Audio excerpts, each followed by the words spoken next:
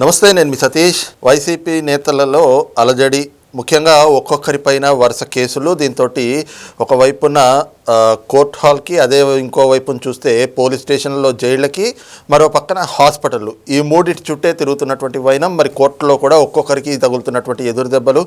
కేసులు ఎవరిపైన లేవు అంటే ఎవరి పేరు చెప్పడానికి లేదు. వైఎస్ఆర్ కాంగ్రెస్ పార్టీలో చూస్తే పార్టీ అధినేత జగన్మోహన్ రెడ్డి, ఆ తర్వాత నెంబర్ 2గా ఉన్న సజ్జల రామకృష్ణారెడ్డి, ఆయన కుమారుడు సజ్జల భార్గవరెడ్డి, మొన్నటి వరకు నెంబర్ 2గా ఉన్న విజయసాయిరెడ్డి, అలాగే కాకాని గోవర్ధన్ రెడ్డి, విడుదల రజని, ఈ రకంగా ఒక్కొక్కరిపైన కొడాలి నాని, వల్లభనేని వంశీ, పేర్ని నాని, ద్వారంపూడి చంద్రశేఖర్ రెడ్డి, ఈ రకంగా ప్రతి ఒక్కళ్ళపైన కేసులు నమోదవుతున్నటువంటి వైనం. మరి ఈ క్రమంలోనే ముందస్తు బెయిల్ అంటూ కోర్టులకు వెళ్ళడం, కోర్టులో కూడా షాక్ తగులుతున్నటువంటి పరిస్థితులు.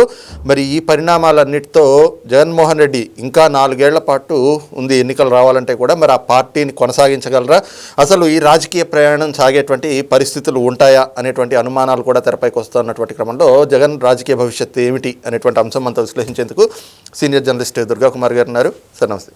నమస్తే సతీష్ గారు, మన రాకెట్ వీక్షకులు కూడా నమస్కారం. సార్, ముఖ్యంగా ఒక్కొక్కళ్ళపైన కేసులు, అటు జగన్మోహన్ రెడ్డి దగ్గర మద్యం కేసు ఆయన్ని, పెద్దిరెడ్డి రామచంద్రారెడ్డి ఆయన పైన ఎన్ని కేసులు, ఆయన కుమారుడు మిథున్ రెడ్డి ఆయనది ఏదైతే మద్యం కేసులో పాత్ర ఉంది అని చెప్పి మొన్నే చూసాం పార్లమెంట్లో లావు కృష్ణదేవరాయలు గారు. ఇక ఆ పార్టీలో నెంబర్ 2గా మొన్నటి వరకు ఉన్న విజయసాయిరెడ్డి, ఆయన పైన కేసు ఉంది. మరి ఏదైతే మద్యం కుంభకోణంలో ఆయన పేరు రావటం నాది పాత్ర కాదు, కసిరెడ్డి రాజ్ అని చెప్పి ఆయన బాంబు పేల్చారు, మీకు ఇంకా కావాలంటే వివరాలన్నీ చెప్తా అని చెప్పుకొచ్చారు. ఇక తర్వాత చూస్తే సజ్జల రామకృష్ణారెడ్డి, సజ్జల భార్గవరెడ్డి, కాకాని గోవర్ధన్ రెడ్డి, పేర్ని నాని, కొడాలి నాని, వల్లభనేని వంశీ, వర్ర రవీంద్రారెడ్డి, పోసాని కృష్ణమురళి, మొత్తం పెద్ద లిస్టే ఉంది. మరి ఈ పరిస్థితుల్లో ముందస్తు బెయిల్ అని చెప్పేసి కోర్టులకు వెళ్తూ ఉన్నారు, అక్కడ ఎదురు దెబ్బలు తింటా ఉన్నారు. ఎలా ఉండబోతుంది ఇక జగన్మోహన్ రెడ్డి రాజకీయ ప్రస్థానం? ఈ మరి ఇంకా 4 ఏళ్ల సమయం ఉంది ఎన్నికలకు కూడా, అసలు పార్టీ ఉండేటువంటి అవకాశం ఉందా, ఎలా సాగుతుంది అనేటువంటి కొన్ని అనుమానాలు వ్యక్తమవుతా ఉన్నాయి, కొన్ని ప్రశ్నలు ఉత్పన్నమవుతా ఉన్నాయి. దీనిపైన మీ అబ్జర్వేషన్స్. ఇప్పుడు 2019 నుంచి 24 వరకు జరిగిన వైఎస్ఆర్ ప్రభుత్వంలో ఎవరి స్థాయిలో వాళ్ళు అధికార దుర్వినియోగం చేశారు, అవినీతి చేశారు, అక్రమాలు చేశారు, దాష్టికాలు చేశారు, భూ కబ్జాలు చేశారు, మద్యం కుంభకోణాల్లోనూ ప్రతిదీ. అంటే ధనార్జనే ప్రధానంగా పరిపాలన జరిగింది తప్ప ప్రజల సంక్షేమాన్ని దృష్టిలో పెట్టుకుని జరగలేదు. ఆయన ఒక్కసారి నాకు అధికారం ఇవ్వండి అని అడిగింది కూడా అంతకుముందు ఆయన వాళ్ళ తండ్రి టైంలో క్విడ్ ప్రోకో ద్వారా సంపాదన, ఒక పదవి గనక అంటే రాష్ట్రం మన చేతిలో ఉంటే ఎంత సంపాదించుకోవచ్చో అనేది ఒక అవగాహనకు వచ్చాడు. అంటే ముఖ్యమంత్రి సాటున బిడ్డగానే అంత సంపాదించాను, నేనే ముఖ్యమంత్రిగా ఉంటే ఇంకా రాజశేఖర్ రెడ్డి కొన్ని సంతకాలు పెట్టడానికి వెరిశాడు. ఎందుకంటే ప్రజా జీవితంలో మళ్ళీ నేను ఇంకా తీవ్రమైన ఇది ఎదుర్కోవాల్సి వస్తుందని. ఆయన అదృష్టమో దురదృష్టమో ఆయనేమో సడన్గా ప్రమాదంలో చనిపోవటం వలన పెద్దగా కేసులు చుట్టుముట్టే అవకాశం లేకపోతే నిజానికి ఆయన టైంలో జరిగినాయే చాలా, ఈ క్విడ్ ప్రోకో అంతా. ఇప్పుడు ఆయన మీద ఉన్న ఈడీ విజిలెన్స్ కేసులు, సిబిఐ కేసులు, ఇప్పుడు ఇంకా అసలు జగన్మోహన్ రెడ్డి గారి మీద కేసులు. నిన్న లావు కృష్ణదేవరాయలు లోక్సభలో మాట్లాడి ఒక 22,000 కోట్ల రూపాయల మద్యం కుంభకోణం రాష్ట్రంలో జరిగిందని దేశం దృష్టికి తీసుకొచ్చాడు, జాతి దృష్టికి. ఆయన లోక్సభలో ప్రస్తావించాడు. అంతకుముందు ప్రధానమంత్రి గారు కూడా ఈ 24 ఎలక్షన్లో ఆంధ్రప్రదేశ్కి వచ్చినప్పుడు, ఆంధ్రప్రదేశ్లో జరుగుతున్న మద్యం కుంభకోణం మీ రాష్ట్రానికే పరిమితం అని మీరు అనుకోవద్దు, ఇందులో ఇది ఒక జాతీయ స్థాయి కుంభకోణం అని అన్నట్టుగానే అంత స్థాయి కుంభకోణం జరిగింది. పక్క రాష్ట్రం తమిళనాడులో 1000 కోట్లకే చాలా పెద్ద కుంభకోణం అని ఈడీ అధికారులు వెళ్ళిపోయి దాని మీద దర్యాప్తు చేశారు, ఒక అంచనాకు కూడా వచ్చారు. అట్లాగే ఢిల్లీ రాజధానిలో ఆ రాష్ట్ర ప్రభుత్వం చేసింది 100 కోట్లు 150 కోట్ల వేలంపాట్లలో ఇది. దానికి ఆ రాష్ట్ర ముఖ్యమంత్రి, ఉప ముఖ్యమంత్రి కూడా 15 నెలలు జైల్లో కూడా ఉన్నాడు, సిసోడియా. అది అలాంటిది. మరి ఇంత పెద్ద స్థాయి కుంభకోణం జరిగింది. ఇలాగా అందరూ ఎమ్మెల్యేలు కూడా చాలామంది ఇన్వాల్వ్ అయ్యారు అన్నిట్లో. ఇప్పుడు ఇన్వాల్వ్ అయినందుకు కాదు, మీరు అన్నట్టు పోలీస్ స్టేషన్కి వెళ్ళి కేసులు బుక్ అయిన తర్వాత ఆ 5 సంవత్సరాలు ఎవరి మీద కేసు బుక్ కాకుండా మేనేజ్ చేశారు. అసలు పోలీసులు కూడా ఇక కేసులు పట్టించుకునే పరిస్థితి లేదు వెళ్ళినా కూడా. అయితే ఇప్పుడు ఈ కేసులు అన్నిట్లోనూ ఒక లాజికల్ ఎండ్కి తీసుకురమ్మంటారు, ఒక తార్కిక ముగింపుకి తీసుకురావాలి అన్నప్పుడు అది ఎక్కడ ఎండ్ అవుతుందంటే ప్రతి వాళ్ళు సజ్జల రామకృష్ణారెడ్డి పేరు చెబుతున్నారు. సజ్జల రామకృష్ణారెడ్డి జగన్మోహన్ రెడ్డి మౌఖిక ఆదేశాల ప్రకారం చేసే వ్యక్తే తప్ప, ఇప్పుడు నా ముందు మైక్ ఉందండి, ఆ మైకులో ఏం వస్తుంది, నేను మాట్లాడింది వస్తుంది తప్ప నేను మాట్లాడింది కూడా రాలేదు కదా.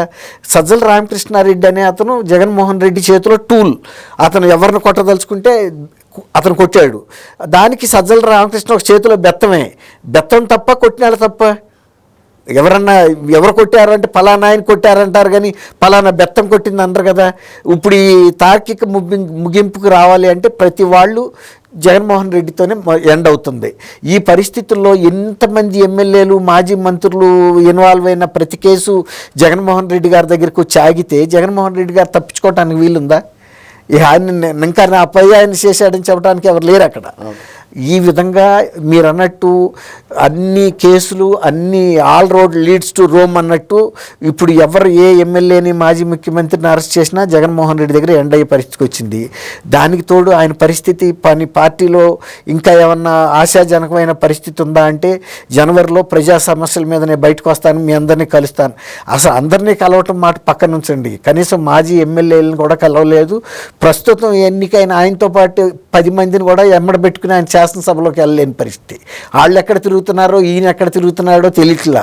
ఈయనకి తెలియకుండా వెళ్ళి కూడా వాళ్ళు శాసనసభ లాంజ్లోకి వెళ్ళి సంతకాలు పెట్టి తప్పించుకెళ్ళిపోయారు. అంటే కనీసం వాళ్ళు కూడా ఈయన అదుపులో లేరు. ఈ పరిస్థితుల్లో ఆయన మళ్ళీ ఈ పార్టీని పటిష్టం చేసుకుని ప్రజల్లో నమ్మకం కలిగించడం అంటే నమ్మకం కోల్పోవటం చాలా ఈజీ. ఇప్పుడు ఆయన ఆ 4 ఏళ్లలో చేసిన పనులతో 151 స్థానాల నుంచి 11 స్థానాలకు పడిపోయాడు. అంటే ఇన్ని వర్గాల ప్రజలు అందరూ మద్దతు ఇస్తేనేమో ఆ స్థాయిలో ఉన్నాడు. అన్ని వర్గాల ప్రజలు విశ్వాసం కోల్పోయిన తర్వాత 11 స్థానాలకు వచ్చాడు.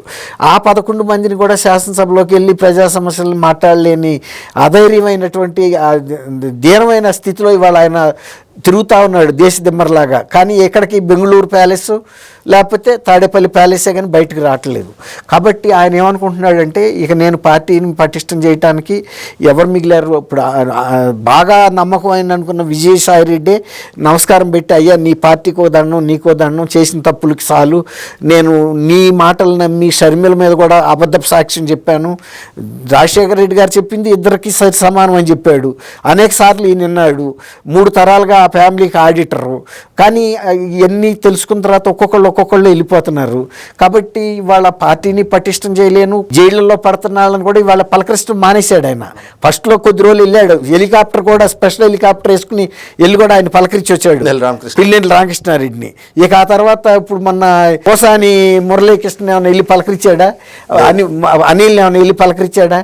అనిల్ బంధువేనని కూడా చెబుతున్నారు. ఆ మాట వాస్తవమే. అనిల్ జగన్మోహన్ రెడ్డికి బంధువా అని చాలామంది నవ్వారు. బంధువేనంట. అది వేరే సోర్సెస్ ద్వారా కూడా కన్ఫర్మ్ అయింది. వాళ్ళ సొంత మేనత్త కొడుకు కూడా కన్ఫర్మ్ చేశాడు.